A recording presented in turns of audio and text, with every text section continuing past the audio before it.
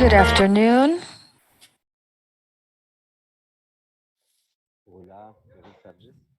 Hello, good afternoon. Good afternoon, everyone. Indigenous peoples' voices against criminalization and impunity. Hello and welcome you all. My name is Monica Chuji. And it's a pleasure for me to moderate this video forum.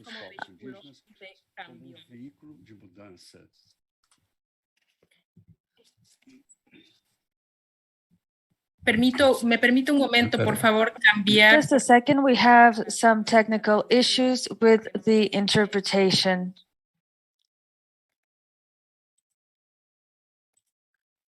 Ok. Volto para a tradução em português. Tinha parado. Eu perdi algumas poucas palavras da Mônica dizendo que tenho o prazer de moderar este fórum. Bien.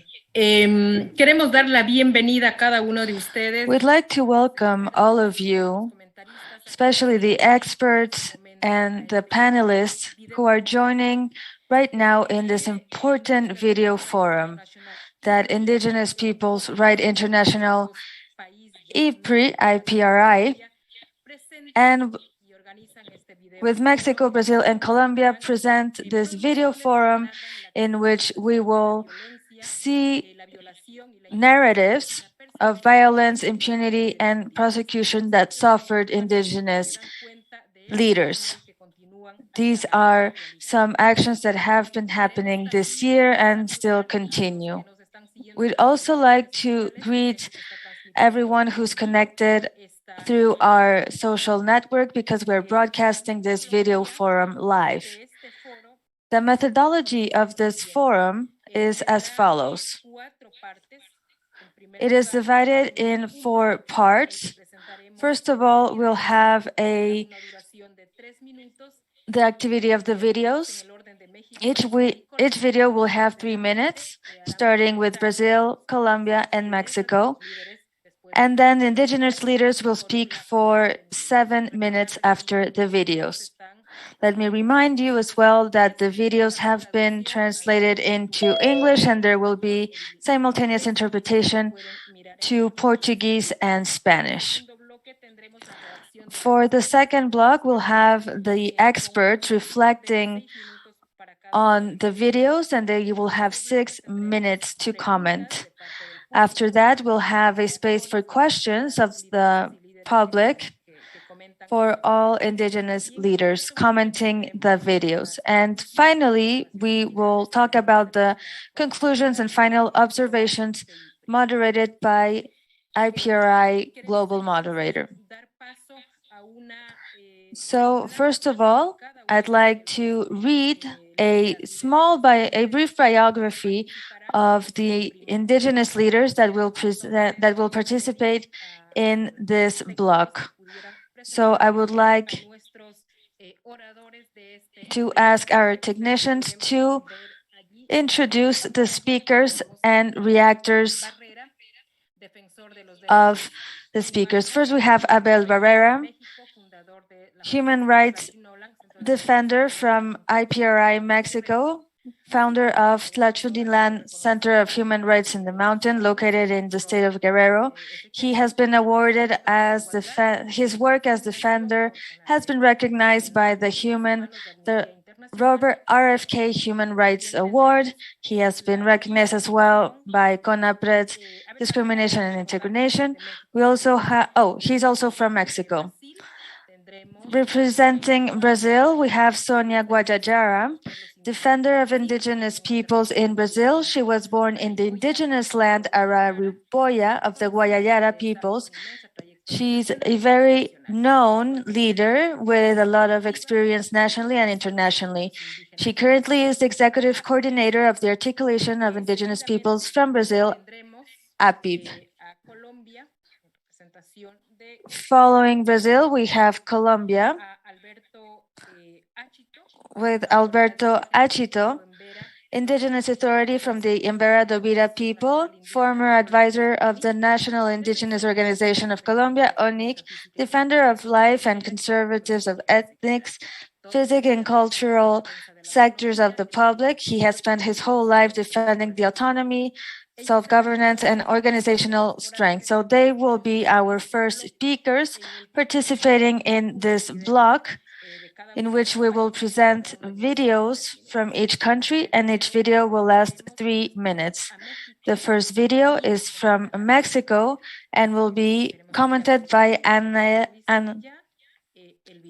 Annabella Guerrero.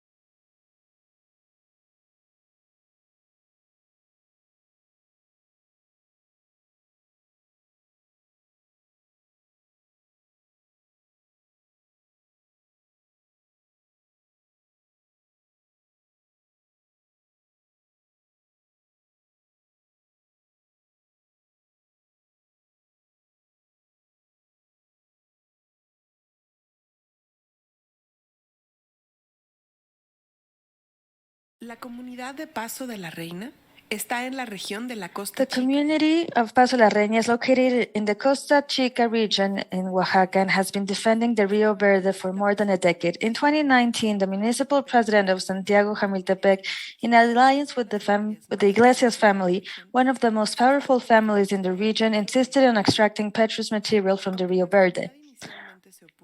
Although the community was initially against, as a result of strong pressure, they were forced to accept. On Sunday, January 17, 2021, an assembly was held where the president of the Ejidal Commissariat of Paso de la Reina, Fidel Eras, provided a detailed update of the exploitation of the material and reported the existence of a debt to the community of over 1,500,000 pesos to the community by the Iglesias family. The commissariat was mandated to collect the payment. On January 21st, Fidel received an anonymous note with death threats.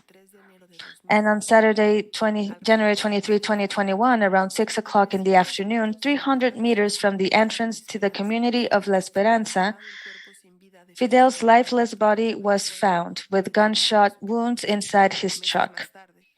Months later, on March 28th, Jaime Jimenez Ruiz was shot to death. He was the former municipal agent of the community of Paso de la Reina. Likewise, on the night of March 14, 15, 2021, Raimundo Robles Riaño, substitute of the municipal agent, Raymond Robles Cruz, and Gerardo Mendoza Reyes, also in the community Paso de la Reina, were shot. This means that in a period of 3 months, 5 indigenous defenders of a peaceful movement have been murdered in a community of barely 500 inhabitants who are defending the river. More than 6 months after the murders, there are no results of the investigations, despite requests for precautionary measures to guarantee the security of the community. The incipient working groups with government agencies have not been held. The state police officers have been appeared sporadically in the community. Federal authorities have not reported any progress on their protection.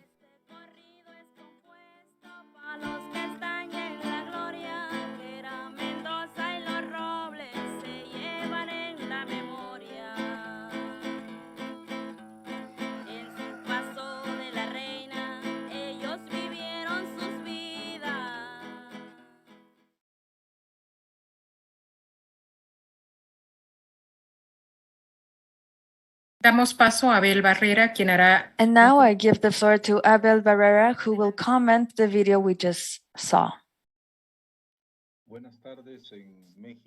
Good afternoon, everyone in Mexico.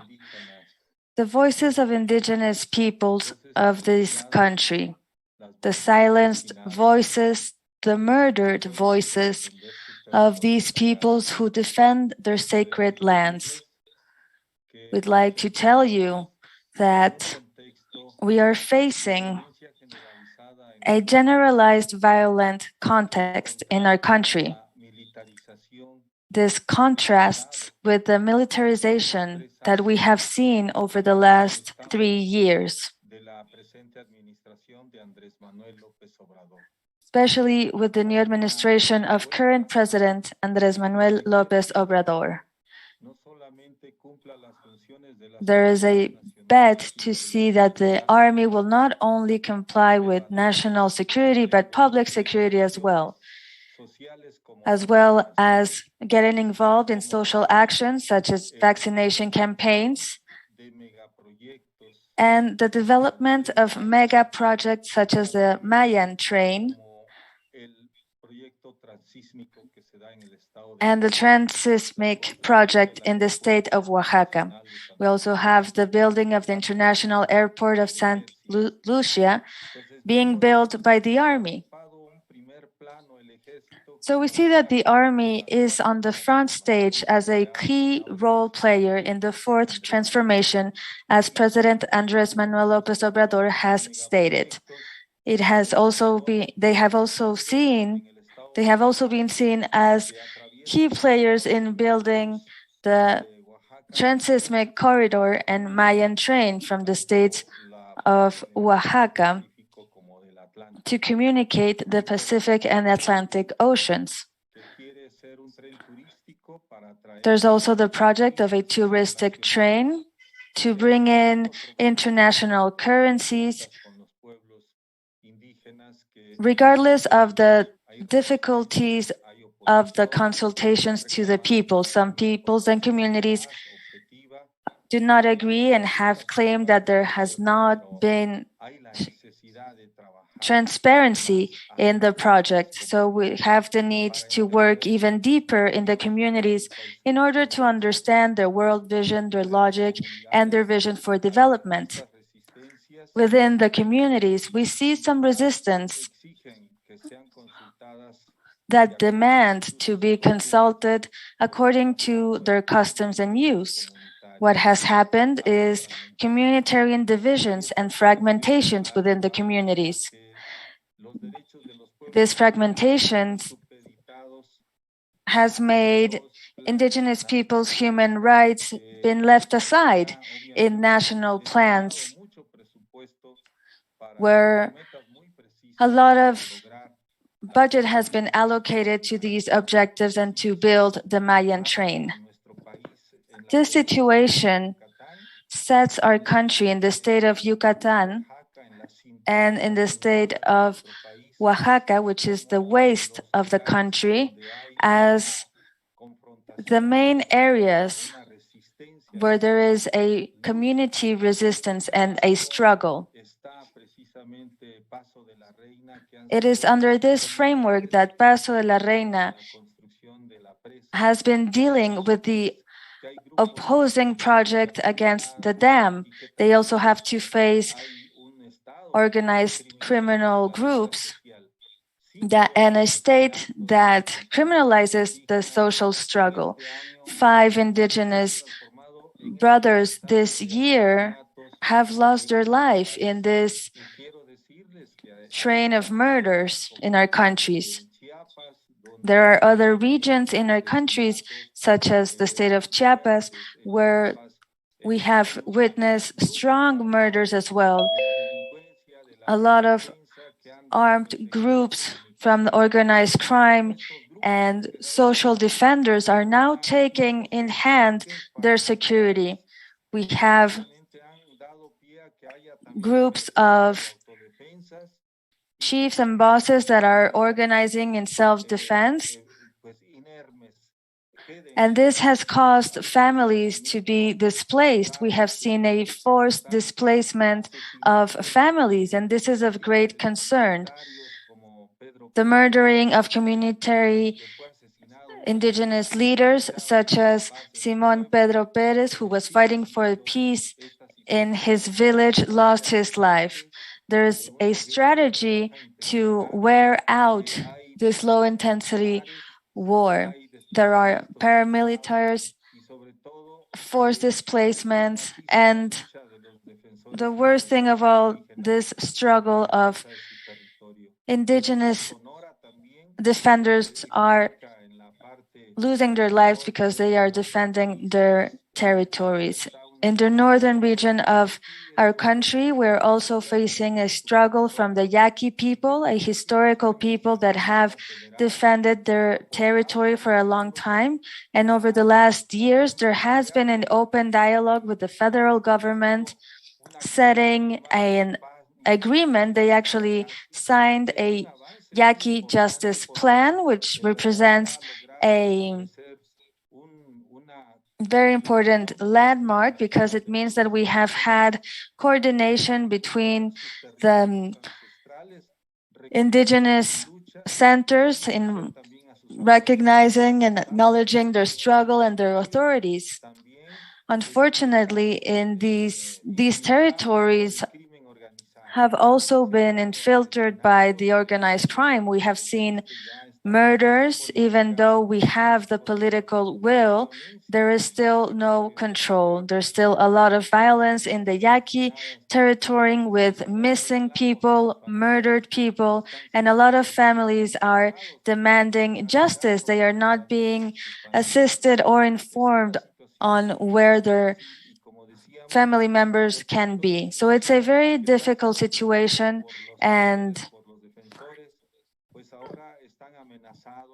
these indigenous defenders and leaders are now being threatened by the organized crime groups in the state of Guerrero, the state of Michoacan, bringing this to a very terrible situation. We can see that the control of the territory is in the hands of the organized crime, and local authorities are being diminished and subjected to greater violence imparted by these groups. There are also mining companies. This is the case of Carricelillo, where there are agreements with the agricultural workers. However, the organized crime groups are the ones who set the rules in order to have a more profitable business, not only through the mines, but also through kidnappings and all the resources they use. This is also a territory that is not being defended by the state. The state does not protect the workers' rights. They are rather on the side of the mining companies. So there is a link between organized crime, state against communitary leaders. So this is the framework I wanted to share with all of you. And once again, I'd like to thank IPRI for allowing us to show this unfortunate situation, but also to show the resistances that we have in order to fight for autonomy, self-determination of our peoples. This is where the struggle and the resistance is coming from, where they are defending the water sources, and so it's something that we need to acknowledge. The ways of autonomy in Chiapas and Michoacan that are fighting against the militarization and against mega projects in their lands. And finally, I'd like to mention that we recently had the visit of the UN High Commissioner of Missing Persons, CED, where they stated that forced disappearance is still registered with a high impunity. So these are not only past missing people, but in the present as well, that needs to be addressed. The Mexican government has also assumed and accepted this report with all of its terms. So now the goal is to have a new relation with indigenous peoples. We need to have a constitutional charter to protect indigenous peoples, and we hope that the legislative power will address this historic demand so that we can have the same rights that all Mexicans have. Thank you very much. Thank you very much, Abel, for describing this situation and going a bit more into detail on what's happening with this region. And now I'd like to present the second video from Brazil. The video is 3 minutes long, and Sonia Guajajara will comment afterwards. Let's run the video, please.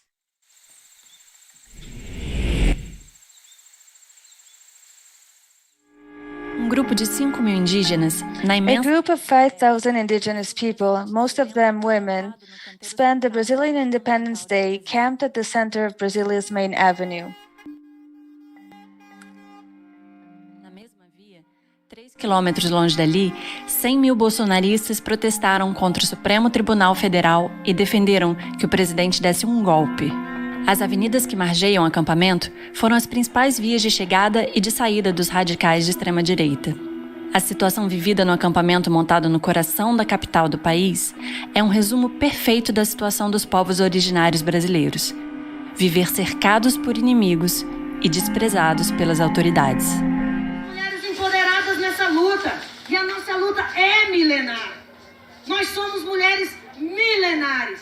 Nós somos a cura do universo todo. E é por isso que nós estamos aqui. Então essas provocações, não vamos deixar isso tomar conta da nossa mente, não. Nós somos um povo em equilíbrio, nós somos um povo inteligente e nós somos um povo educado. Hey, hey, hey, hey. Esse movimento vai passar, os rostos se diluem da sociedade envolvente. Os nossos não. Nem nossos rostos, nem nossos corpos. Estejamos nós em Brasília ou no nosso território indígena. Isso é uma constante em nossas vidas. Em qualquer lugar que a gente esteja, a gente vai estar dentro do nosso território, porque essa terra toda é nossa. Esse universo, esse planeta, eles nos pertencem. Porque quando o grande mestre criou isso tudo aqui, ele nos fez para proteger esse ambiente. E é por isso que nós estamos aqui, lutando por vocês. E o que a gente deseja é que vocês também lutem por nós.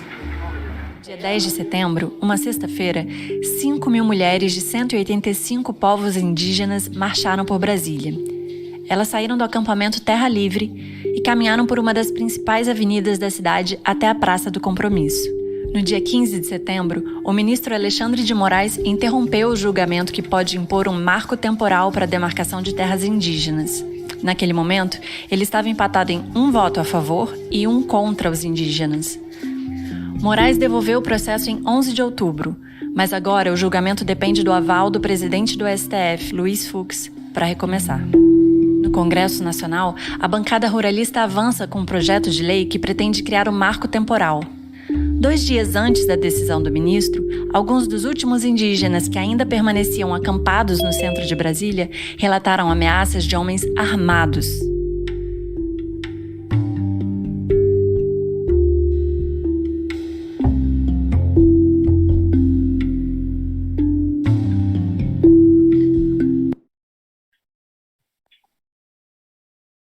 Bien, queremos invitar a Sonia Guajajara, la directora. And we'll now ask Sonia Guajajara to take the floor, coordinator of the APRI Brazil. Sonia, you have the floor. Olá, gente. Olá. Obrigada. Hello, everybody. Hello, everyone. Thank you very much for the video. It's a pleasure to be here. And it's a great opportunity. It's very important, the capacity of IPRI to reach so many people. Good morning, good afternoon, good evening. And I would like to say hello to everybody who is able to be here at the moment. Thank you for being able here in this event. It's a very important day. And that's International Day for Human Rights. And us indigenous people were not considered human. And now we ask, what is it to be human? Is there any sense? Is there any power in the world that considers that we can generalize and standardize human beings.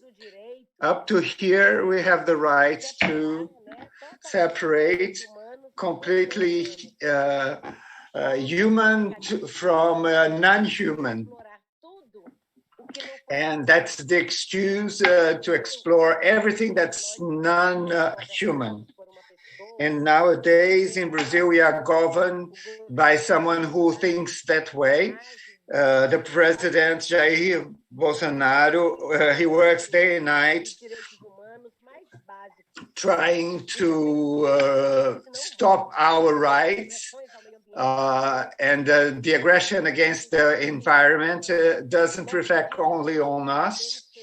And we indigenous know that it affects everybody and affects the balance and everything that's being destroyed and being shaken.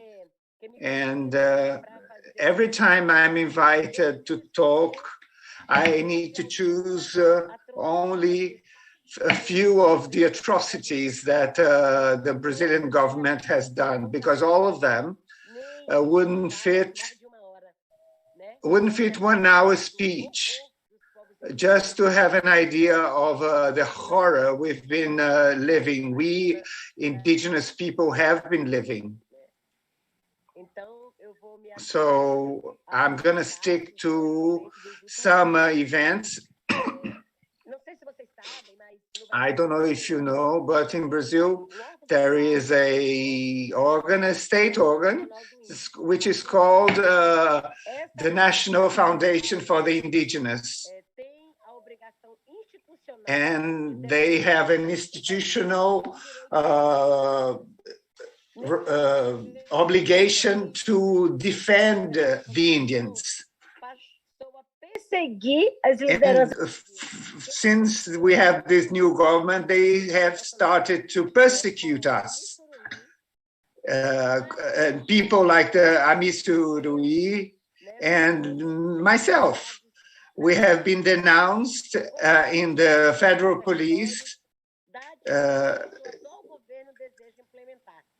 and that's to allow their destruction in our place of living. And they want to place, dams and roads, everything. And we've been contaminated with mercury and the drags for the mining companies. They have changed the river flow, the way it flows, and worse than that, beyond that, and apart from criminalizing our fight, criminalizing us unfairly, they persecute us. And the most new way to disseminate the hate. However, the hate discourse goes beyond and produces action in the real world. Militias that deal with the mining, and they have attacked our houses and been not prosecuted themselves. And people were attacked when they returned. Their house was attacked when they returned from the COP26 in Scotland. And another one had her house set fire. The group Munduruku also had their house fired. And the Yanomami from the north of Brazil, they have suffered with a very strong action with armed militias, and 2 children. They lost their mothers and died and drowned. And among them, they were in the shallow side of the river when they were dragged and spat by the machine that extracts mines. The children were dragged by the stream and drowned. Everything, and the other two people were killed with fire guns in that same area, and also militias who cut down the trees and religious militias. And I could not leave out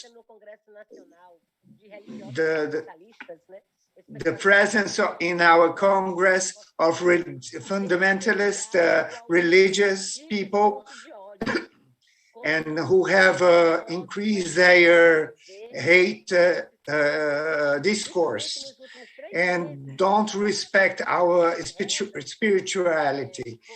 And in the last few months, our Indian churches have been set fire, and we've been called witches and demons. And in Maranhão, in the northeast of Brazil, and says that they formed a church only to talk against my person. These indigenous were being called by these fundamentalists. They were speaking against me. And they have been put the religious people, fundamentalists against the indigenous in this land of Pipereua, and give the right to those who invaded our land without former inquest. And the government, it's a very large area of 300,000 acres of land. Well, we have to be very attentive to the understanders and opportunistic and cynical of the legislation so that it's not used against us. So the theme for the human rights is related to equality, and that says that all human beings are born with the same and with the same rights.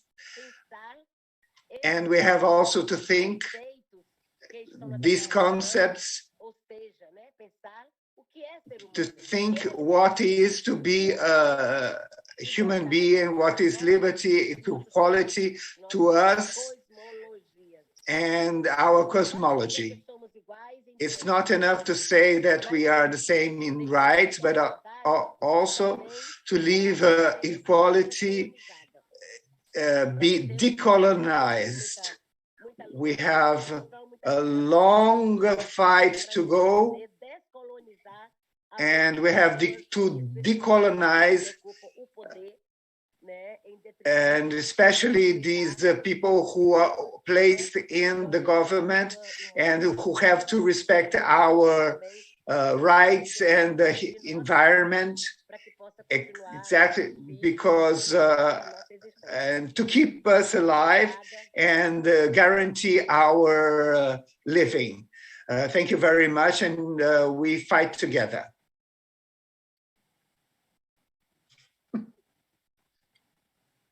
Muchas gracias, Sonia, por esa explicación muy sintética pero detallada de lo que está ocurriendo. Thank you so much,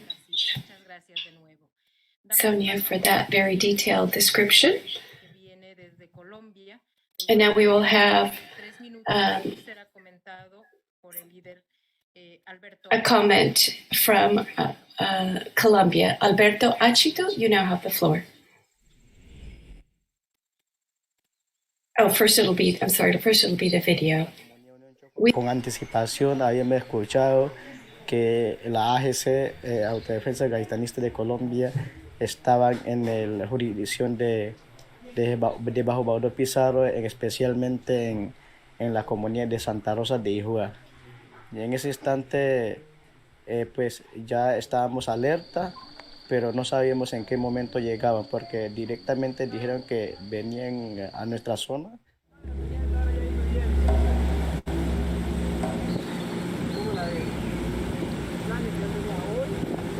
Entonces llegaron 100 hombres armados fuertemente, y realmente para la comunidad en general era la primera experiencia de recibir a los autodefensas gaitanistas de Colombia. Nosotros desde ese momento entramos en el cese de temas de educación, dejamos de dictar clases, las comunidades empezaron de no irse a sus trabajos cotidianos, y igualmente cuando empezaron ellos nos prohibieron salir. La situación se vive en todo el territorio, en el río San Juan y sus afluentes, confrontaciones armadas que generan desplazamientos, confinamientos. Naturalmente la gente vive de la pesca, de la ganadería, de actividades que son exclusivamente del campo, y hoy no pueden salir a realizarla. Uno, porque es posible que se consigan con un actor armado o en efecto queden en medio de fuego cruzado.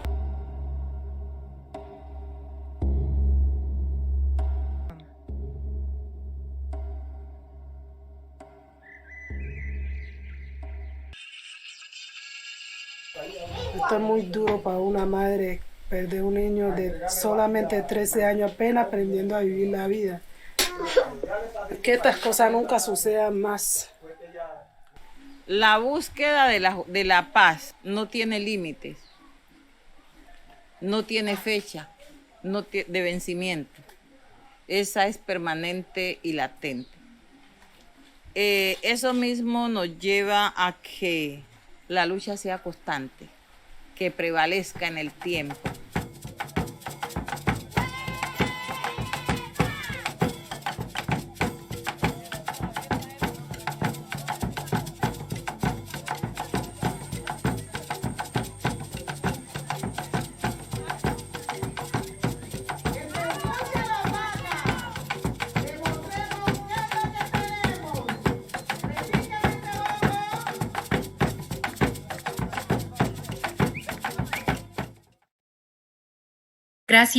Gracias por el video. Thank you for the video. And now we invite Alberto Achito to make his comments.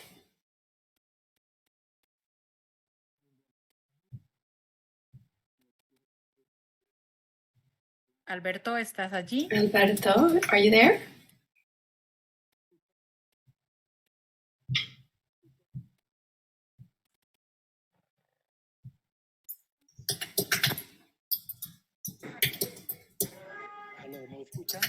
Hello, can you hear me? Te escuchamos, Alberto.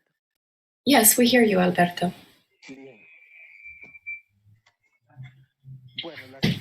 Well, the situation in Colombia is quite a great concern because we are going through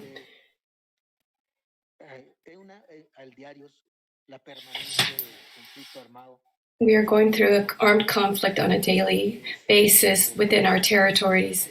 And I think that this is the worst that we are living, especially after the signing of the peace accords between the national government and the FARC.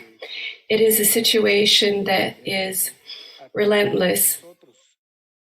And we see that at this time, as Indigenous peoples, we are on the way to becoming extinct.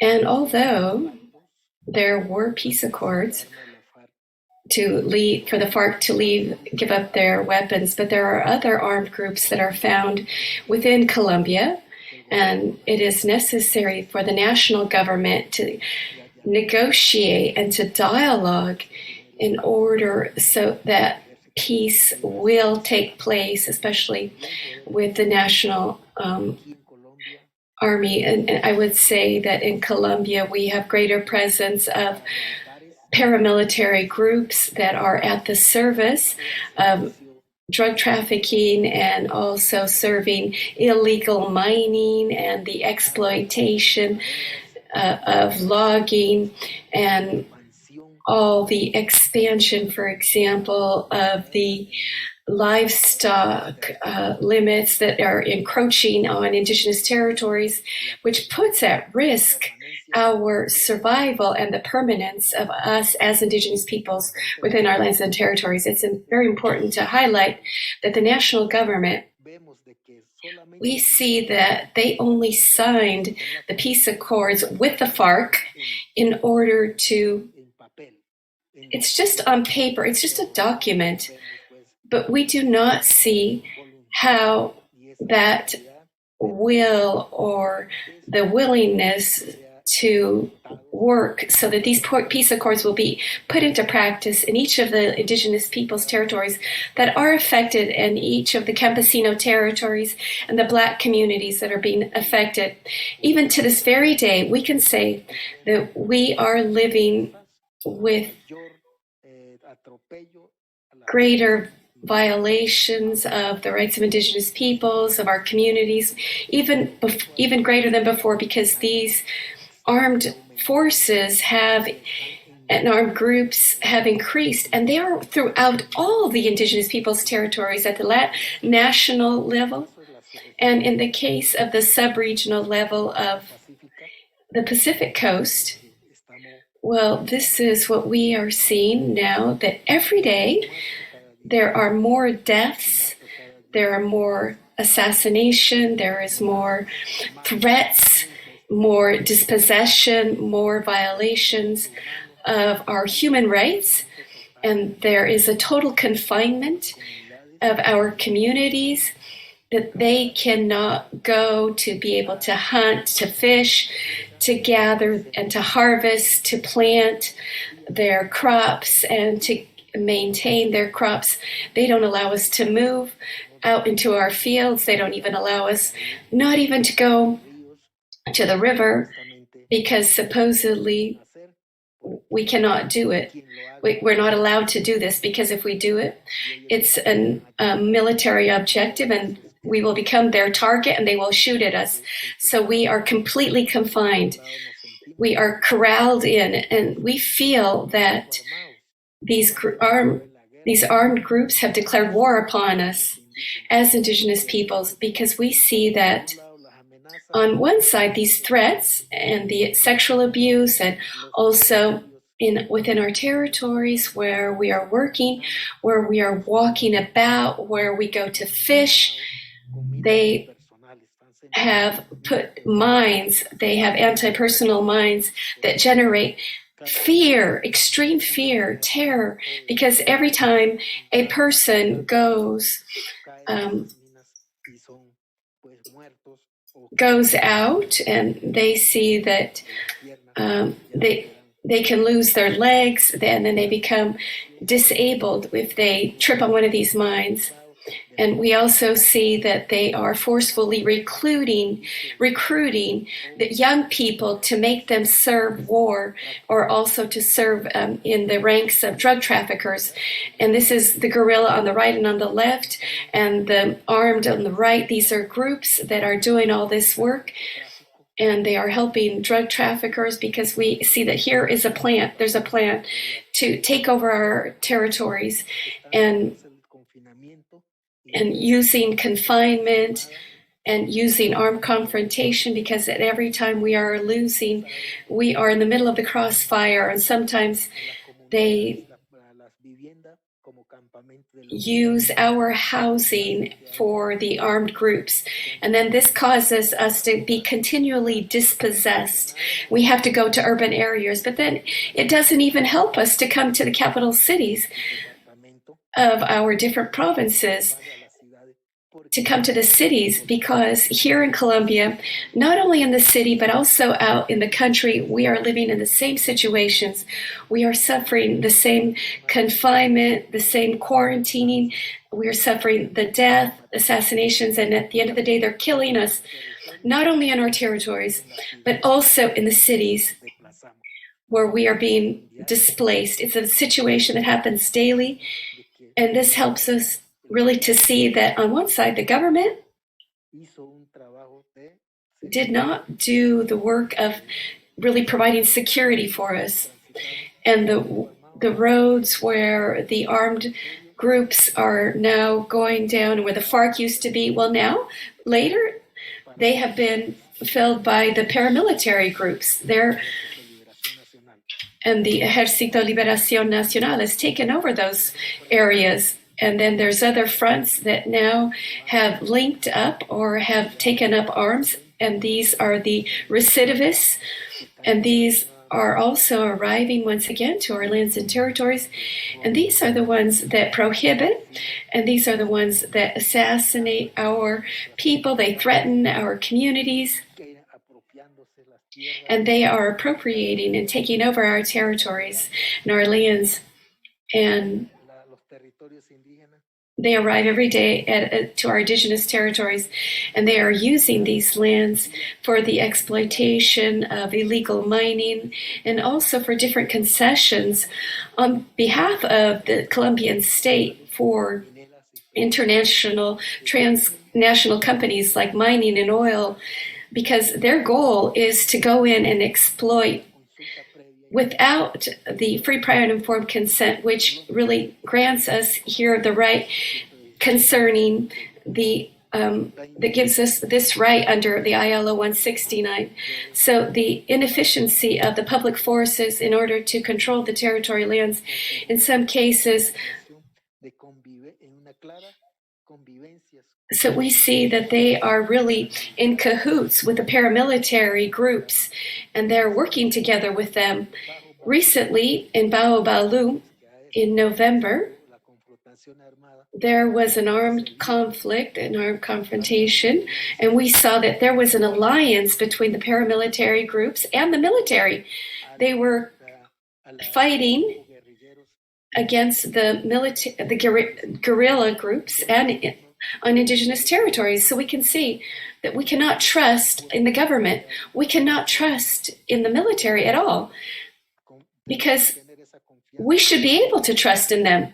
We should be able to go to them on a permanent basis, but that doesn't happen. And also the military, the army in our indigenous territories, they do not allow us to mobilize ourselves in order to go do our harvest and to harvest our food, in order to get food for our elders, our women, our youth, because that's the work that we usually do in order to feed our communities. So now we have a shortage of food. And also, we are not given any attention to our health. We are now suffering from many illnesses, and this is affecting us on a daily basis, and this is decimating our communities on a daily basis, especially our elders and our youth.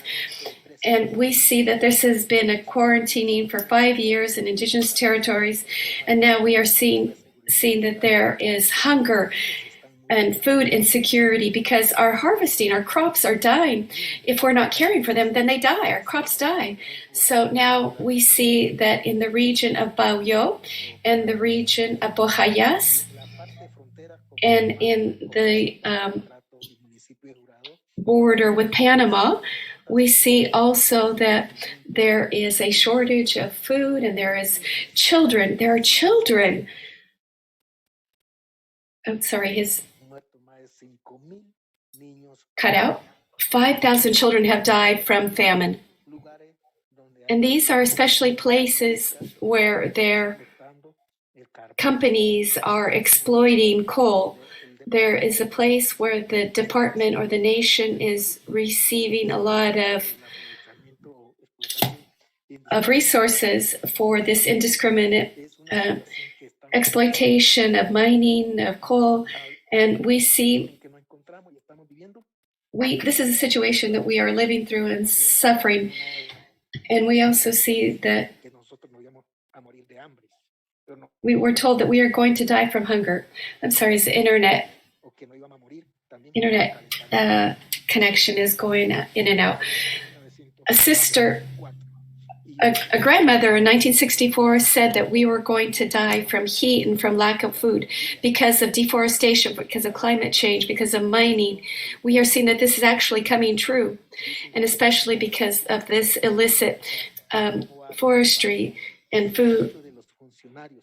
Many of the high officials and the people from the ministry, they make up part of this illegal businesses. Thank you so much, Alberto. We cannot believe that they are going to stop these things when the businesses are involved in these businesses. And this is a very big problem for us because we oppose this cultivation of drug trafficking. We have been the target of these armed groups, the only companies that arrive into our territories. Thank you, Alberto. We will have a second opportunity where you will be able to tell a little bit more about what's happening. We would like you to please finish up your comments. Thank you.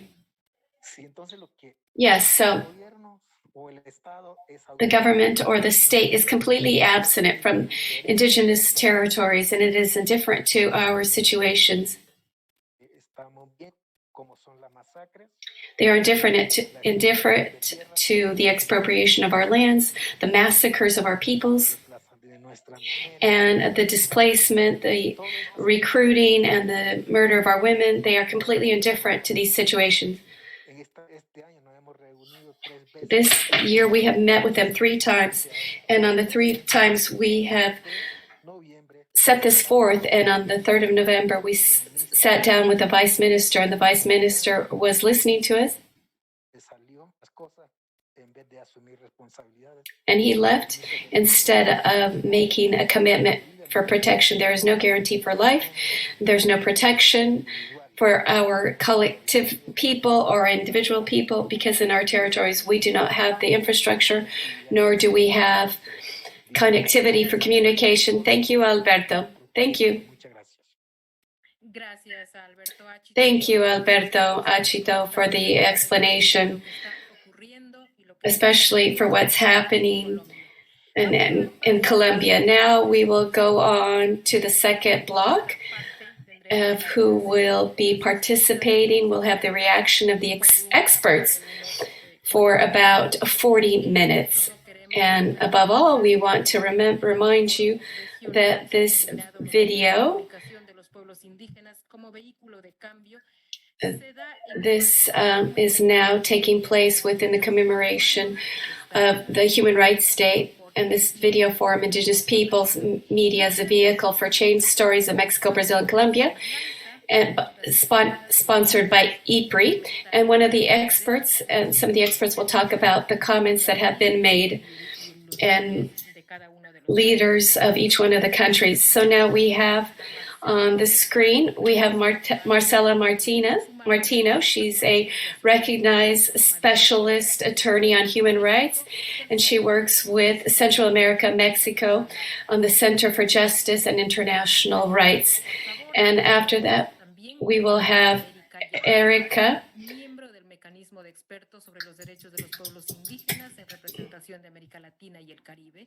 Tiene más de 15 años de experiencia en el derecho internacional de derechos humanos y políticas públicas y ha trabajado para el organismo Erica Yamada is a member of MRIP, representative of Latin America and the Caribbean, and she has over 15 years of experience in international law, human rights, and public policies. She has also worked in indigenous affairs for the Brazilian government. We will also hear from Joenia Wapichana.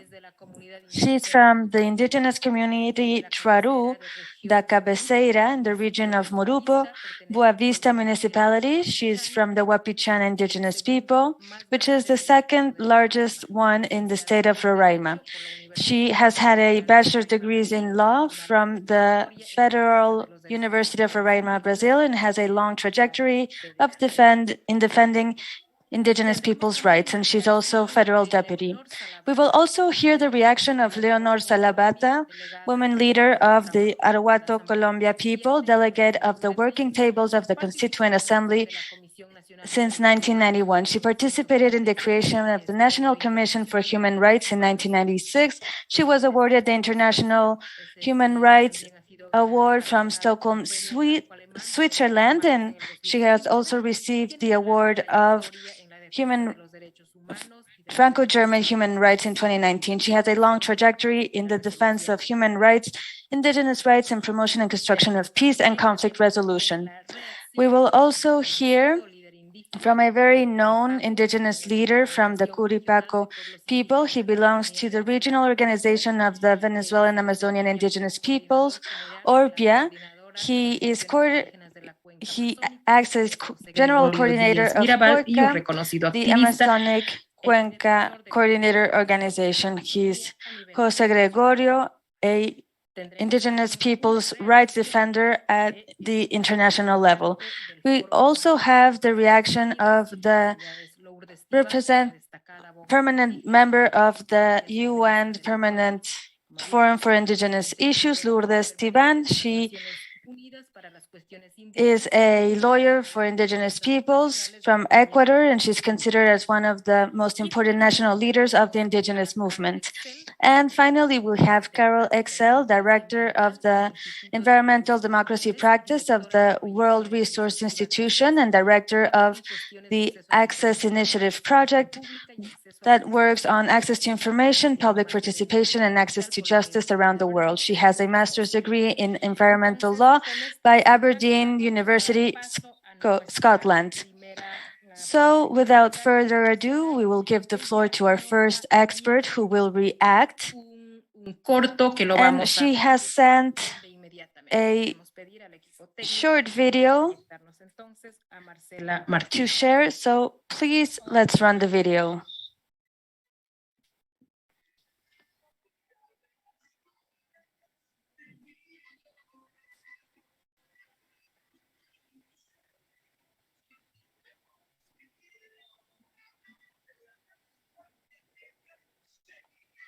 Muy buenos días.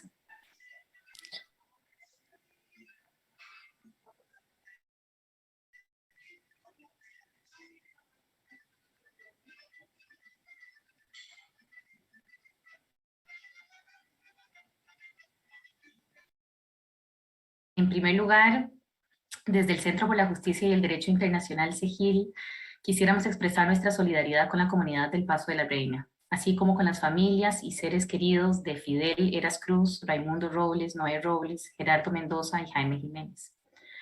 Recordamos hoy la frase que se ha acuñado en torno al legado de la defensora lenca Berta Cáceres. Ellos también serán semilla y se multiplicarán en las luchas por la tierra y el territorio y los derechos de los pueblos de esta América tan adolorida.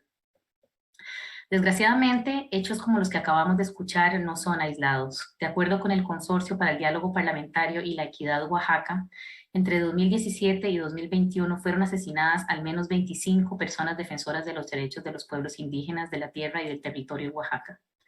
Asimismo, según datos del Centro Mexicano de Derecho Ambiental, CEMDA, Oaxaca registró el mayor número de agresiones contra personas defensoras del medio ambiente en 2019. Es claro entonces que persiste en Oaxaca y en México una ausencia de medidas y políticas por parte de las autoridades federales, estatales y municipales para prevenir y sancionar los ataques a la vida, a la integridad y a la labor de las personas defensoras, incluyendo personas pertenecientes a pueblos indígenas. Pero, ¿qué significa esto en concreto? Que en México persiste, por ejemplo, la falta de campañas de reconocimiento sobre el papel central que tiene en una democracia la defensa de los derechos humanos y en particular la defensa de la tierra y el territorio. Persiste también la ausencia de investigaciones oportunas y sanciones penales frente a los ataques perpetrados contra las personas defensoras. Tampoco hay una coordinación entre las instituciones de los 3 niveles de gobierno para garantizar la labor de defensa de los derechos humanos. Y falta de la debida diligencia en la realización del análisis de riesgo y la implementación de medidas de protección, en especial con enfoque de género, colectivo y comunitario. Respecto a la falta de debida diligencia en las investigaciones por delitos tan graves como la ejecución de personas defensoras de derechos humanos, como los que acabamos de escuchar en el video, debemos recordar que la obligación de investigar se ve reforzada cuando se trata de una persona defensora de derechos humanos. Los órganos del sistema interamericano, la Comisión y la Corte Interamericanas han resaltado que el medio más eficaz para proteger a las personas defensoras de derechos humanos es justamente investigar eficazmente los actos de violencia en su contra y sancionar a los responsables con el fin de identificar y resolver las causas, y así evitar su repetición. Han destacado que para garantizar la protección de las personas defensoras es una obligación fundamental del Estado la lucha contra la impunidad en relación con los ataques en su contra. En particular, la Corte Interamericana de Derechos Humanos ha señalado que la impunidad propicia la repetición crónica de las violaciones de derechos humanos. Es decir, el Estado, al no investigar y sancionar a todas las personas responsables, estaría tolerando y permitiendo que hechos como estos se repitan. Y esto es claro en el video que acabamos de ver, en la repetición de las ejecuciones de diferentes personas defensoras de derechos humanos de Paso de la Reina. Desgraciadamente, la violencia homicida no es el único flagelo que enfrentan los pueblos indígenas y las personas defensoras del territorio y sus recursos. Como han destacado múltiples órganos internacionales de protección, el hostigamiento y la criminalización también tienen consecuencias graves para las personas defensoras. Así, los procesos penales largos y extenuantes a los que son sometidas las personas defensoras tienen un impacto psicosocial y económico en la persona, en su familia y en sus pueblos, afectando de manera grave el tejido social de la comunidad que defiende sus derechos. De cara a hechos tan graves como los sufridos por el pueblo de Paso de la Reina, desde CEGIL recordamos la importancia de que los estados promuevan políticas públicas que garanticen el derecho a defender derechos humanos desde un enfoque integral que respete a las comunidades, pueblos y sus territorios.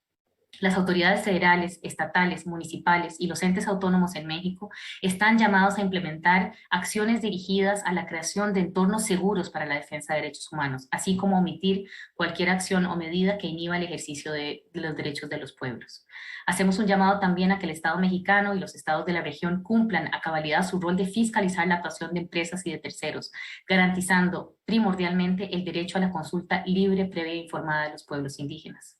Finalmente, estamos convencidas de que debemos seguir fomentando acciones articuladas como este espacio entre organizaciones y pueblos de América para enfrentar la violencia y las medidas que obstruyen el derecho a defender el territorio y a defender los derechos humanos de los pueblos indígenas. Muchas gracias. Muchas gracias a Marcela Martino por esa reacción. Queremos Now for this reaction, I will now like to call to the floor Erika Yamada, who's part of MRIP, and we will listen to her reaction.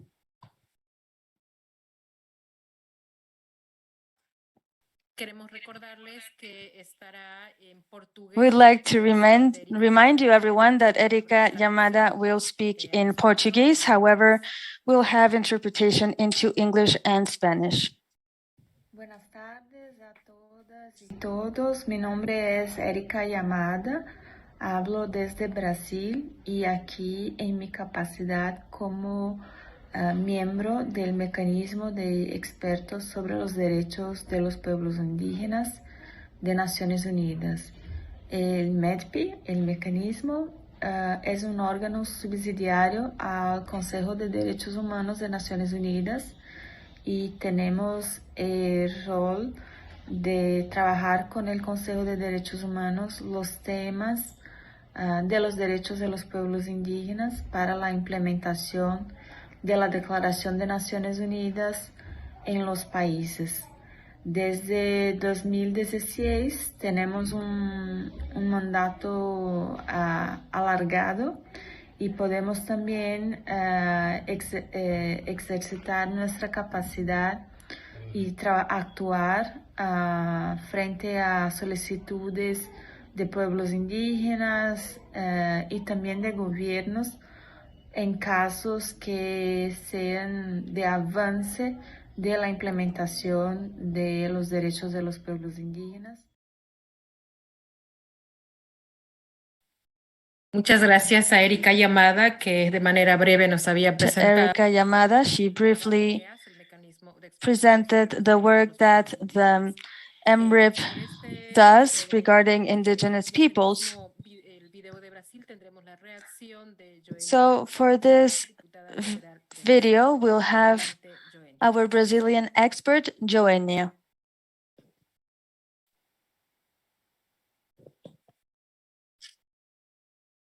Olá, aqui é Joênia Pichana, estou falando aqui da plenária da Câmara dos Deputados, relatar aos irmãos e irmãs que estão participando deste importante encontro, dessa importante reunião, que os povos indígenas aqui do Brasil têm sido constantemente atacados seus direitos. Desde aquí hablar de estas reuniones tan importantes.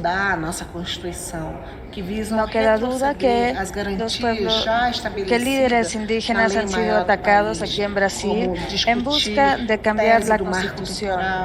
Discutir mineração em terras indígenas e até mesmo retirar do compromisso de respeitar a Convenção 69 da OIT. Hay varios temas sobre la mesa. Quieren eliminar el compromiso Então, por isso, tem sido que se había firmado. Brasil está yendo en contra a las políticas de cambio climático. De crianças que aumentam dentro das terras indígenas, como a terra indígena Yanomami, que tem sofrido. Este mes el número de niños y niñas que inclusive colocando em murieron risco a vida das futuras gerações de mulheres, a causa de la minería ilegal ha aumentado. Esto pone en riesgo la vida de los niños y niñas. Da saúde como deveriam. Então é importante relatar isso porque é chamar atenção. Es importante que el país resalte estas actividades y esto que está pasando a nivel internacional para que sepan lo que están viviendo los pueblos indígenas aquí en Brasil. Quedamos pocos aquí representando, pero esperamos tener un representante para cada pueblo indígena aquí en el Congreso. De esta manera se reconocerán nuestros derechos y podremos seguir enfrentándonos al desafío de luchar contra la discriminación, luchar por la protección de nuestros derechos y seguir dando esperanza para que algún día ganemos. Muchas gracias a Joênia. Thank you very much, Joênia, for this reaction, and I will give the floor to Leonor Salabata so that we can hear her reaction for the videos. Leonor, you have the floor. Muchas gracias, Mónica. Thank you very much, Monica. I would like to greet all the participants of this event and to celebrate the fact that we can have a united voice, a voice that is heard through IPRI, and it's a great opportunity to be able to meet through this media, which is very important.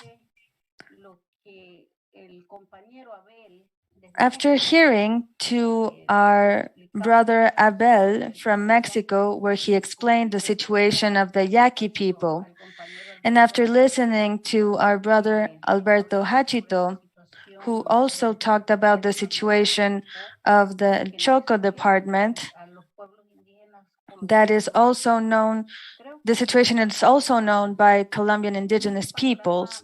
And so after listening to their interventions, I believe that the context is quite clear, also taking into account Sonia Guayayara's intervention. And what I'm able to appreciate from what I saw in the videos is that regarding the context of violation of human rights and indigenous people's rights is a historical conflict of indigenous peoples. And we are not strangers to that. Conflict does not only have to do with an armed conflict. We appreciate the fact that conflict in indigenous people is also cultural and political. We see all of the divisions in the policies carried out by internal governments. We see that it also has to do with economy, because land grabbing is still a very important issue for indigenous peoples.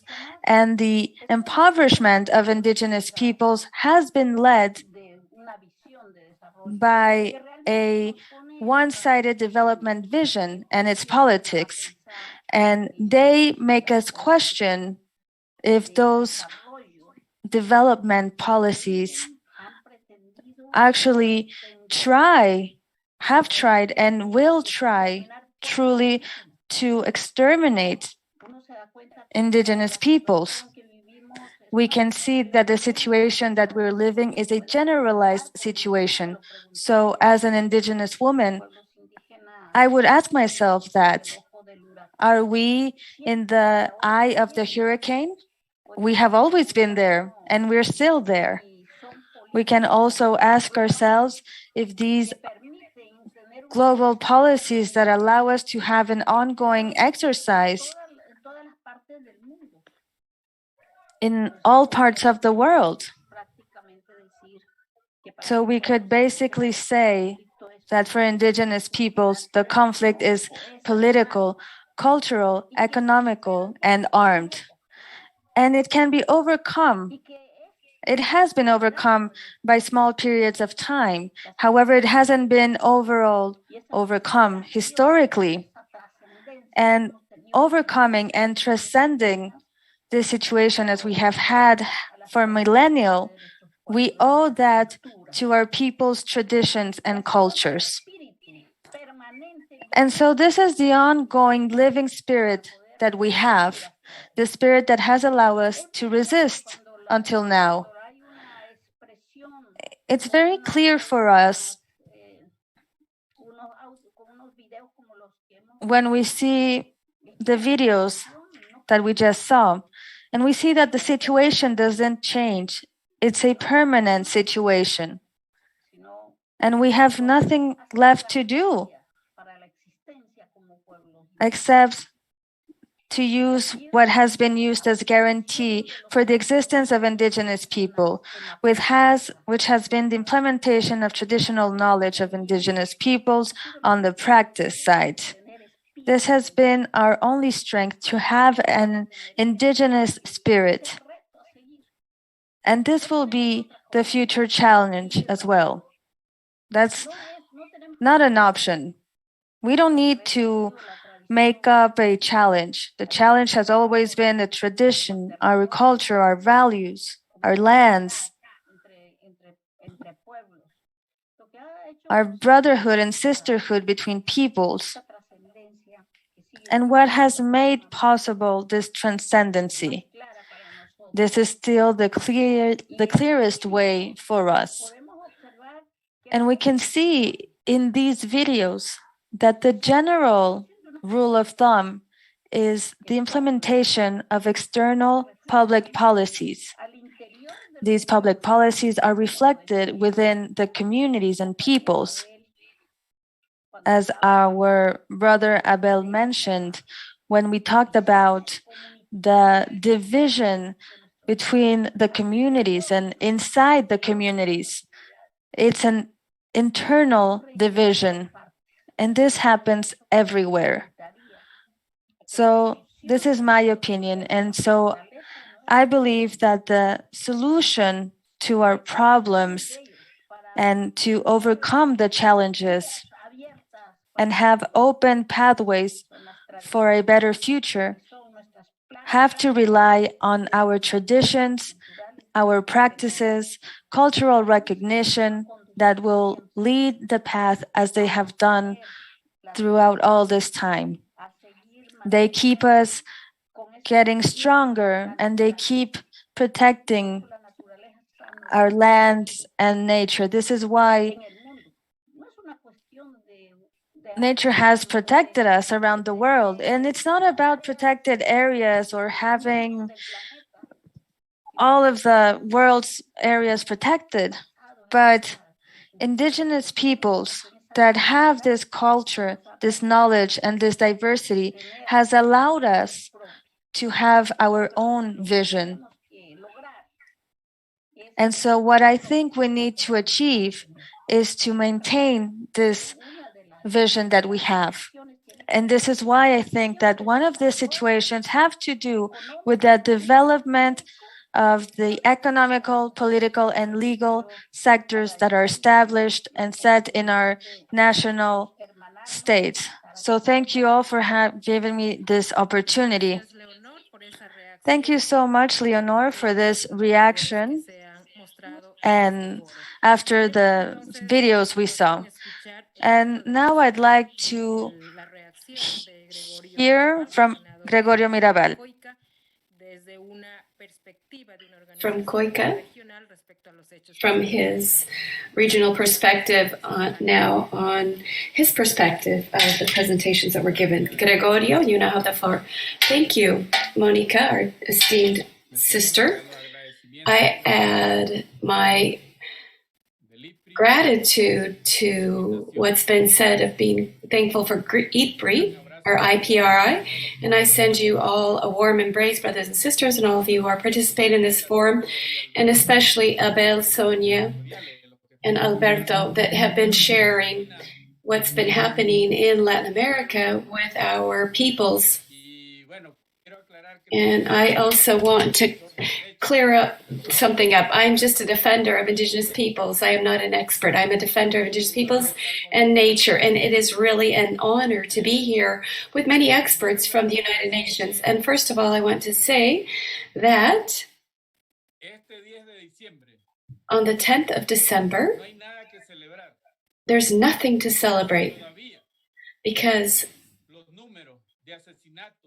the number of those who are persecuted, who are suffering, who have been assassinated, who have been jailed, of our people have continued increasing. So tomorrow it should be a day of reflection to really demand responsibility for those who are responsible for what's happening in Latin America and the Amazon basin and all the pandemics that we are suffering. Men and women, youth, grandparents, all of us are suffering at this time. We're suffering all the consequences of the systematic violation of our rights, and all of this is related to an extractive model of development. The carbon market, gold, uranium, oil, the single crops, big companies and that have a single interest because they consider that nature is only a commodity. Indigenous rights do not function. Sorry, his connection is cutting out. The rights of Indigenous peoples go against this model of development. So we need to unite. At this time, we need to unite with the defenders, with the experts, with all of us who struggle for a better world, for a transition to a better world where we can continue to survive. Tomorrow, there should be a joint pronouncement in order to say, enough, we have to change this development model. It is very important because I'm going to talk about the Amazon basin, about what I know, what I'm familiar with in our territories. There are more than 5,000 environmental conflicts due to the lack of responsibility of the government because of corruption. Since the pandemic started in 2020, I say we have not learned anything.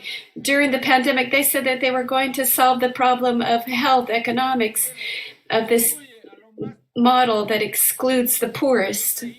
But still, we continue to talk about malnutrition, starving, contamination, deaths. We still have those numbers that are red. Where's the right to life? Where's the right to have a healthy environment? Where's the right to prior consultation? Where's the right to self-determination of the people? So, brothers and sisters, I say enough of this impunity, enough of this corruption. So we need to do a call to the banks, the governments, the companies, and say to them, every 4 years, we give them this responsibility. And this is really regretful that many governments, they show up in the different indexes of corruption, the highest index of corruption in Latin America. So we need to unite, brothers and sisters. We need to struggle. We need to fight. And we need to demand that famous Escazú Agreement, and also the Convention of Minamata, and also ILO 169. All these things have to be respected. We need to unite.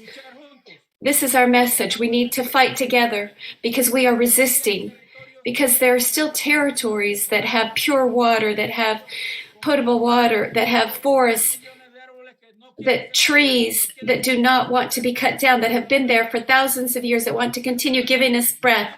Brothers and sisters, tomorrow, let's be strong. Let's talk with firmness and with truth, and let's continue to fight for our rights. And I send you a big warm embrace. Thank you so much.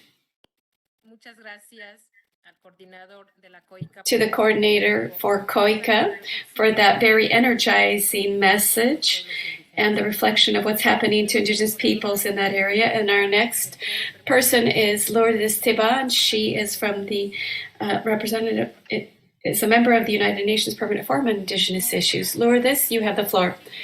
Thank you very much for having invited me here. It's such a great way to be able to say hello to all of you and to participate in this forum, in this video forum. In my experience within the Permanent Forum, it has been, above all, to really talk about and highlight the topic of the criminalization of the fighters, the defenders of human rights, the rights of indigenous peoples, and of course, the video that we just saw in the case of Mexico and the comments that have been made from Colombia and Brazil. We see that the problem is the same throughout the many countries. There is not just a label for one country. However, this is more generalized. And so now, using the UN, we need to incorporate previous sessions and talk about criminalization. And this has to be a call to the states to try to understand why this struggle that we're doing, that we're not compared as terrorists or trying to sabotage what they're doing, because indigenous people's struggle is very distinct to any other social political resistance that exists on the continent. In such a manner, our solidarity with all the states and with all the peoples throughout, with all the nationalities of indigenous peoples that are going through this situation, we hope that the states will have that capacity in order to assimilate that the care of the environment and the struggle for the rights of indigenous peoples is not just for indigenous peoples, it's for the entire world, for all of humanity, that we are struggling, but we are living day to day. We are suffering this discrimination, exclusion, mistreatment. We're being jailed. And in the case of Ecuador, in the last 10 years, we have about 300 leaders. Indigenous leaders have been criminalized and have been put under investigation by the district attorney's office, and so, or the prosecutor.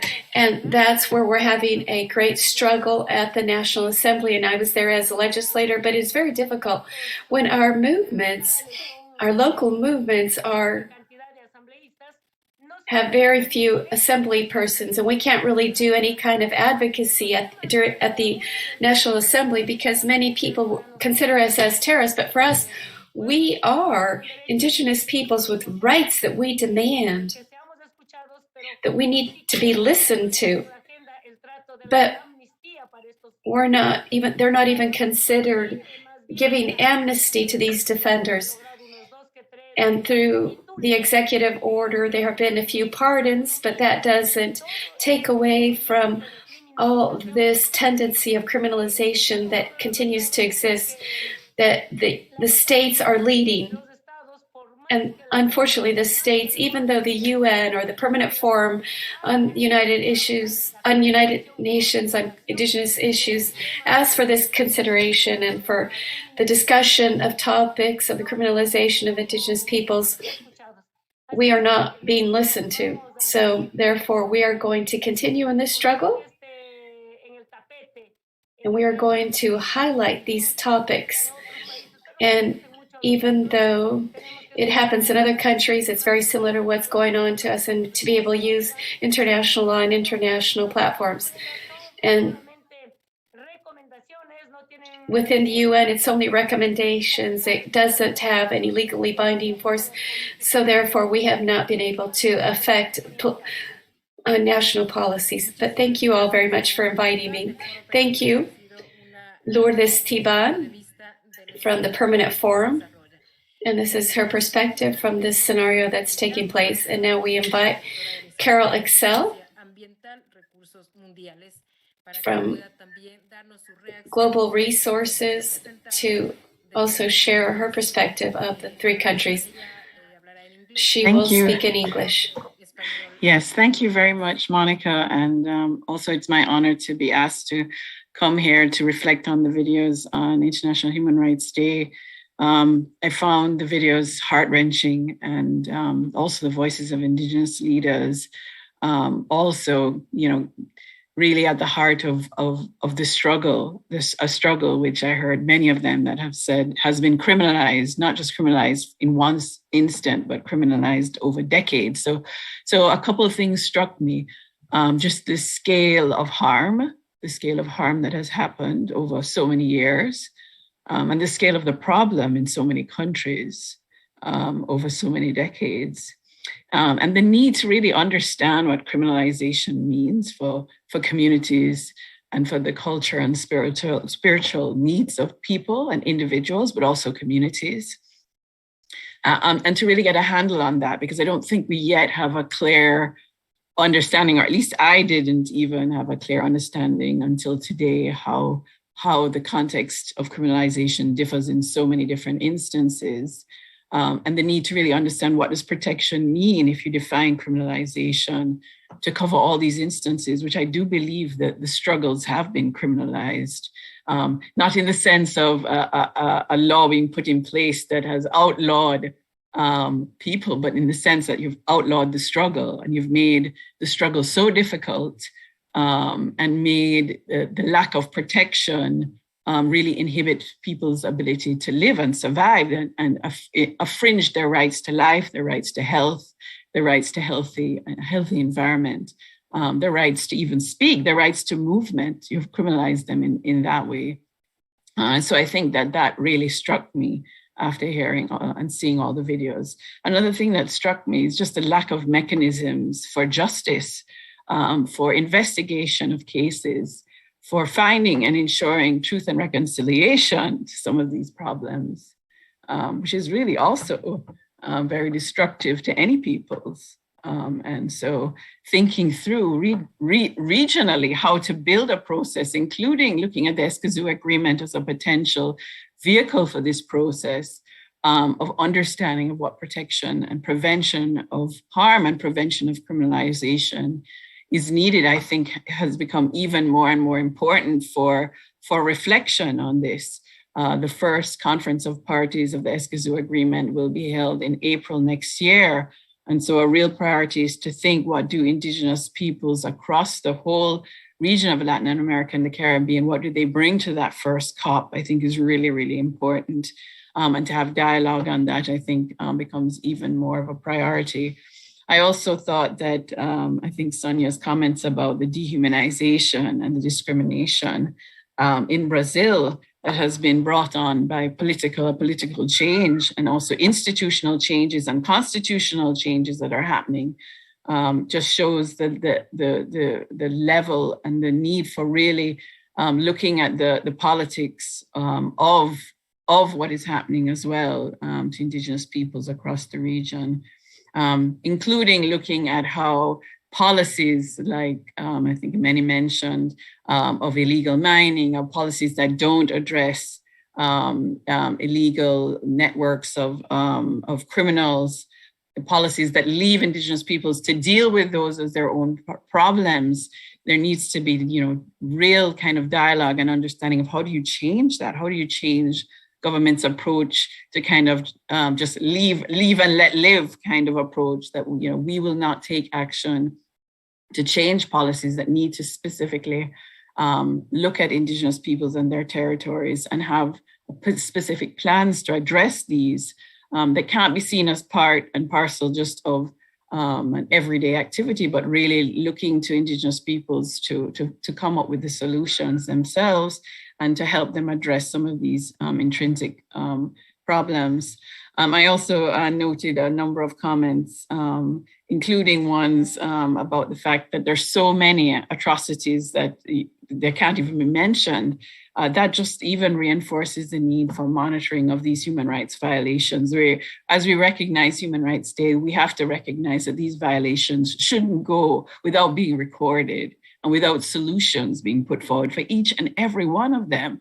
None of these violations should go with just, I think as one video said, 5 years have gone by or 5 months have gone by with no action.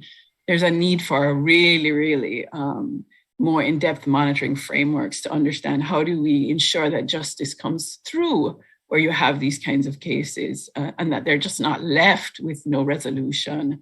The last thing I would just say is that as a member of a network ally that looks to support Indigenous peoples, I think this issue of criminalization has to remain top priority over the next year, over 2020. This thirst for justice, this need for protection mechanisms, this need to address some of these harms and some of the ways that both the courts and individual policies are harming Indigenous peoples and the way that courts can be used to harass Indigenous peoples. We really need to get some solutions.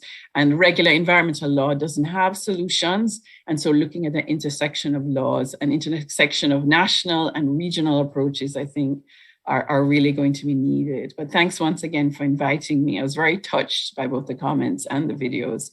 And I hope there are opportunities for us to collaborate, to look for solutions. Thank you.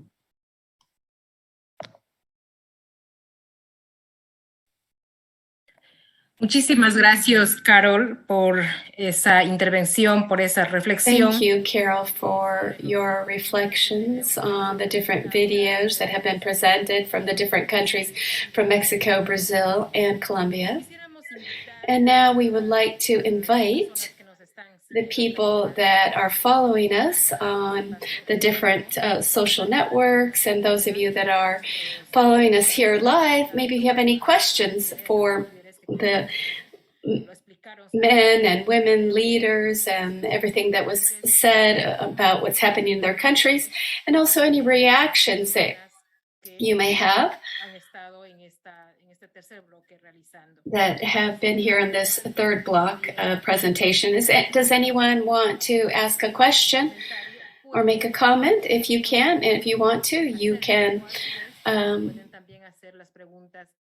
activate your microphone, and you can also ask questions in the chat. And in the meantime, let's remind you that even though Gregorio mentioned it in one of his comments, this event is been done within the International Celebration Day of Human Rights, which will be celebrated tomorrow. And we consider that this is a fundamental effort that has been done in connection with the different country teams. And as you have seen, that each of these countries are really living something dramatic. And videos are very important. It's a very important tool to raise awareness and to motivate people. So now I would like to see if anybody has questions, anybody from the public that would like to ask your questions. Angeles Aguayo, you can ask your question. Angeles?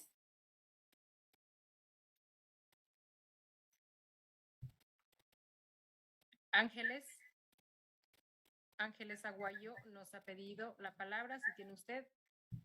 Angeles, you have the floor. You can ask your question if you'd like, Angeles. Me parece que no está o no funciona su conexión. Well, maybe she doesn't have very good connection, or I'm sorry, we can't hear her. Joanne is also here. If you'd like to comment, Joanne. Anybody else? I can't see everybody, but maybe can you activate your microphone and ask your question? for different people that have wanted to comment.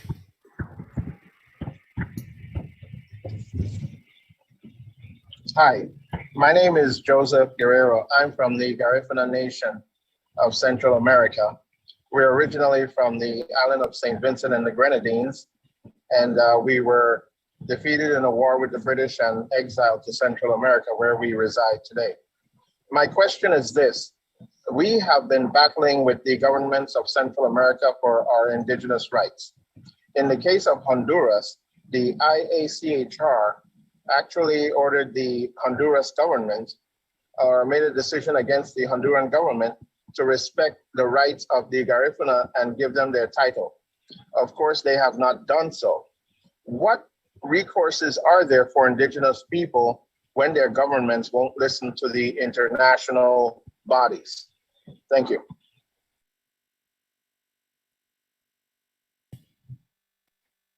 Gracias, Joseph, por esa pregunta, por ese comentario también. Thank you, Joseph, for this question. And now I would also like to invite any leaders and indigenous human rights leaders to answer this question. So any reactions? Yes, Lourdes, go ahead.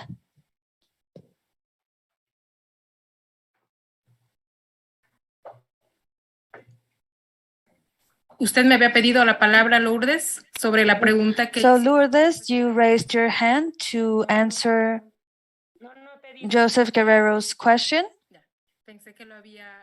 No, I didn't raise my hand. Okay, no problem. So the question was on what else we can do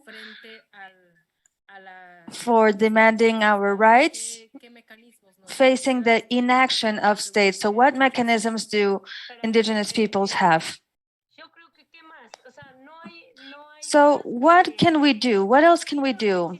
I think the only thing left to do is to continue with the resistance. They can criminalize us, they can follow legal processes, but the only exit is resistance. Otherwise, we would be giving up and see that there are no answers from the state, so that would be it. But I see that regarding indigenous organizations and civil society organizations in each country has a different way of resisting. In the case of Ecuador, we are no longer fearful of criminalization, and we're still having open dialogues with the governments, but the government will never understand our true needs and requirements. So I recommend to train leaders to get better organized, to strengthen our organizational processes, and to continue with this resistance.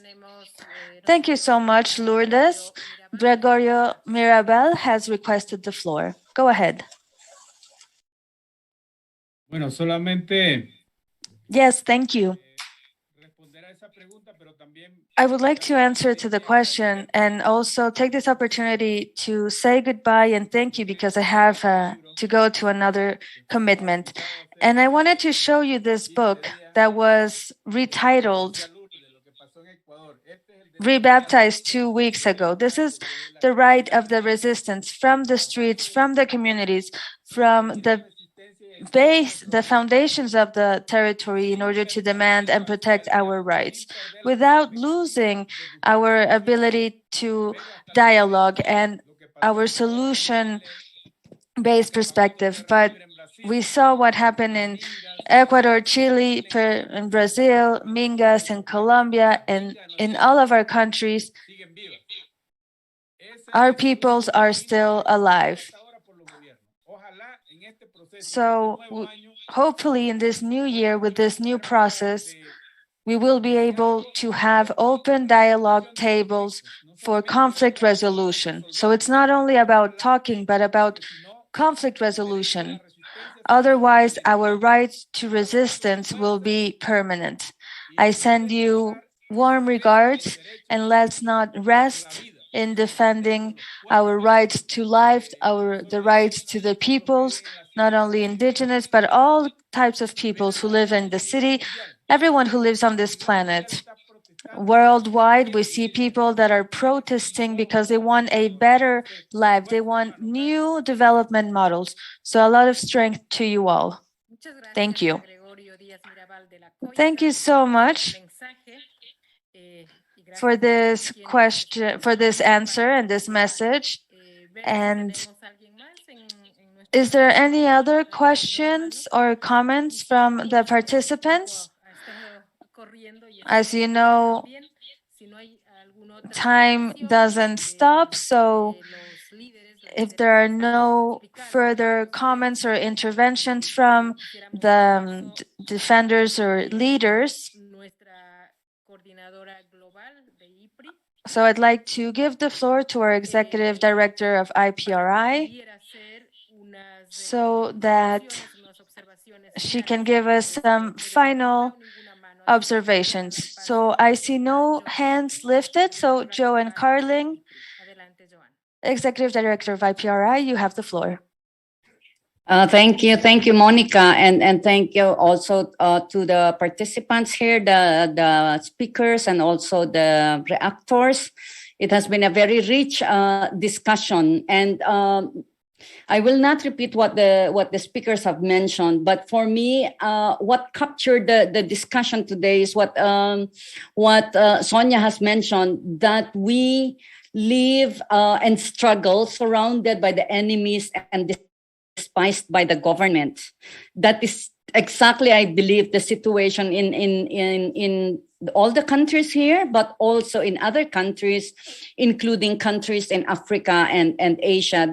So if we look at the situation, the criminalization of our resistance, the criminalization of our traditional livelihoods is even getting worse in the midst of the pandemic. I'm quite shocked to hear of the famine happening now in Colombia and in Brazil because of all this, the criminalization that's taking place, the displacements that's happening, and also, of course, all the restrictions along with the response to the COVID, and also, of course, using the pandemic as an excuse to further repress and terrorize us. And I also, of course, I fully agree with what Gregorio and the others have mentioned, that the solutions are within us. It's in our unity. It's in our solidarity and resistance. It's the use of our knowledge. It's the use of our innovations, and it's in our strength that we should continue to resist in spite of the utter lack of access to justice. And that is still clearly a huge gap and challenge, that these cases are happening with impunity and nobody is made to account for all the crimes that they are doing to indigenous people. So the discussion today also illustrates that the real criminals are not indigenous peoples. It's those that are violating our rights who are the real criminals, because they are also going against not only our rights, but also trampling on our dignity and causing conflicts in our territories, which is, in the long run, is really going to affect us adversely as our unity and resistance gets weakened. So now I just want to mention that the videos that you have seen are just a short teaser, if I may say, of the full video. So the full videos will be completed and will be posted in the website of IPRI, as well as to social media also of our partners from these countries. I just also want to mention that as IPRI is the one leading the global initiative to reduce and prevent criminalization of indigenous peoples. We have taken several initiatives to move this forward, including with some activities early next year. We are now going to launch the report on Colombia. Just as Carol has mentioned, the reports will demonstrate the dimensions and breadth of the kind of criminalization and impunity that are happening in different parts of the world. So with the Colombia report, we can see how organized crime, as our speakers have mentioned, is really undermining the rights of indigenous peoples. And I think that is quite unique to Latin America, that we really have to draw global attention on how organized crime and business and even states are collaborating, like in the case of Brazil, in violating the rights of indigenous peoples. The other one is a guide on Escazú and indigenous peoples. We are now in the final stage of preparing that for publication. So, and it's good that Carol mentioned that there will be a COP on the Escazú in April.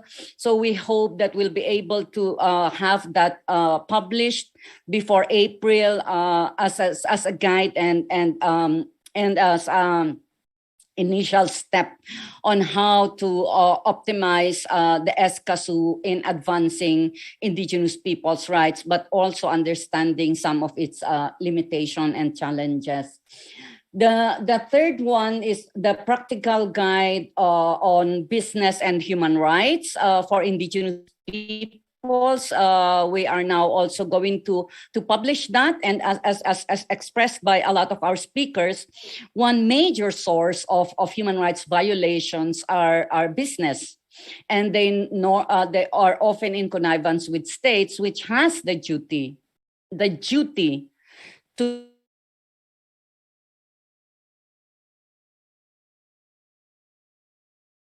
sorry. Hello? Hello? Yes, we can hear you now. Okay, sorry. Do I start? I'm sorry, I did not know I was muted. Should I start again? Yes, you can start. Yeah, okay. No, I'm just... Yes, you can continue. Yeah. So now the practical guide that we will be issuing in relation to business and human rights is something that will definitely put how business should respect the implementation of the UN Declaration on the Rights of Indigenous Peoples, ILO Convention 169, and other relevant international human rights instruments, including on recommendations made by treaty bodies on how business should respect indigenous people's rights and provide access to remedies. It's already very clear that a lot of the treaty bodies have made strong recommendations on the requirement for the conduct of free, prior, and informed consent for business, because the violation of this right has really led to not only to adverse consequences, but it strikes at the heart of the exercise of our collective rights to our lands, territories, and resources, and our right to self-determination. So,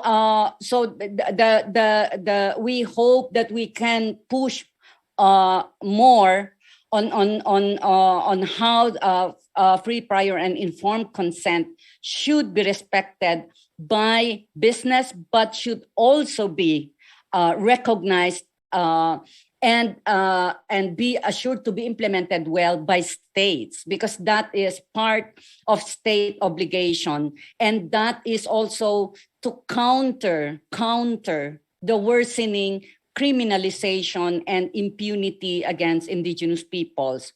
So finally, as we commemorate Human Rights Week this week, a lot of our speakers had said that the situation, our situation, is really very alarming in terms of the violations of our rights.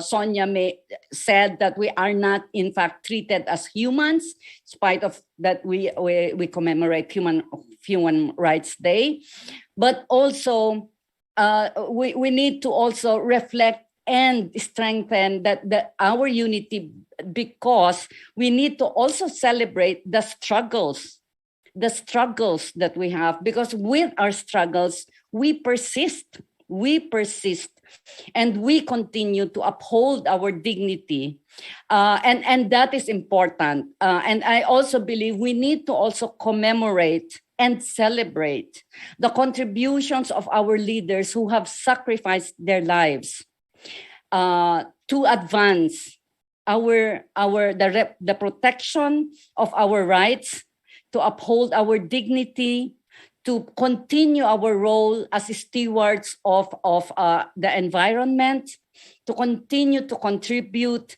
in maintaining cultural diversity in the world, to continue to contribute in our principles of upholding the common good against greed, of generosity and reciprocity, and maintaining harmonious relationship with each other and with nature as opposed to conflicts. So these are also the things that we also should celebrate, and we should also strengthen further our resolve to unite, to advance the recognition of our rights. So with this note, I just want, again, on behalf of IPRI, to extend our warmest solidarity to all of you as we continue to strengthen our unity to advance the recognition of our rights, to fight against impunity, to fight together against criminalization, and to celebrate together all the victories that we have, to celebrate the advances and all the contributions of our ancestors and leaders. So with this note, thank you for joining this event, and we want to also extend our invitation to you to collaborate with us, with IPRI, as we all advance our work in promoting and defending our rights, our dignity, our well-being, and advancing our vision of a better world for all of us. Thank you. Back to you, Monica. Muchísimas gracias, Joanne, por esas Thank you so much, Joanne, for that concluding remarks and that reflection. So now we have come to the end of this video forum, and we want to thank all of you that have been here with us during the almost 2 hours, and really we've gone longer than we had planned, but please visit our webpage, and there we'll have all the videos, and we'll also upload many of the videos, especially from Mexico and Brazil, and there you can download and look at the situation of each of the countries and consider what's happening there. And thank you all, the teams that have produced these videos, Cola de Rata in Brazil and in Mexico, IPRI, and in Brazil, Intercept, EP, are the ones that produce these videos. And also we want to thank each one of our panelists for your time and for your willingness to be here with us and to participate in this video forum. And each of you that have participated and been here for 2 hours. And thank you. And I want to thank you for those of you that have been following us within our social networks where we have been sharing this live. So thank you to all of you, and good night and goodbye. Until next time.